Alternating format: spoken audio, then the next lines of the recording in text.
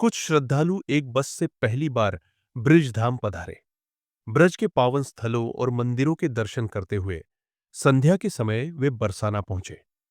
वहां की सुंदरता और राधा रानी के दर्शन ने सभी के मन को आनंद और शांति से भर दिया।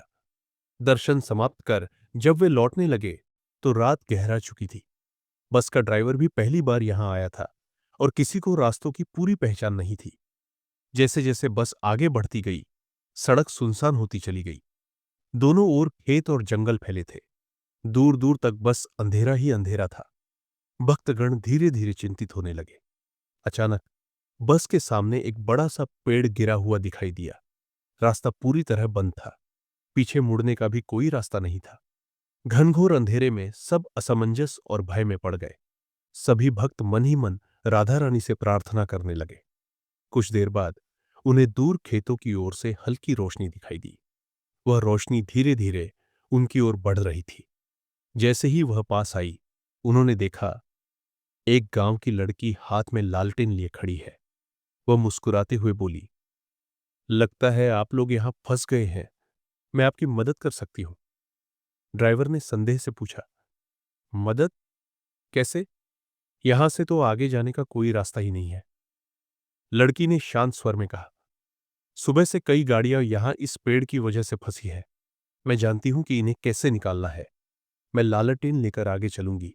आप बस को खेत में उतारकर आगे की ओर ले जाइए और फिर वहां से दोबारा सड़क पर चढ़ा ले।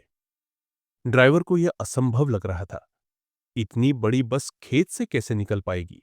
छोटी गाड़ी होती तो बात और थी। पर लड़की ने विश्वास के साथ कहा, आप मुझ पर भरोसा रखिए। और वह लालटेन लेकर आगे चलने लगी।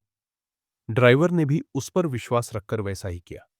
सब कुछ इतनी सरलता से हो गया कि उन्हें विश्वास ही नहीं हुआ। सभी को आश्चर्य हुआ और खुशी भी। उनके मन में उस लड़की के लिए गहरा आभार था।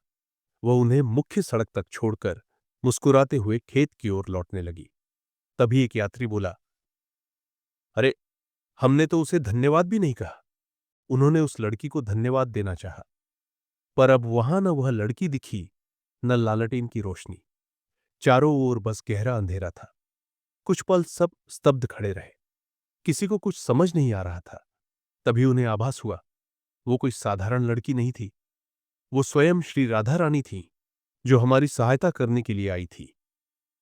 सभी की आंखें नम हो गई और बस में एक ही स्वर गूंजने लगा, राधे राधे।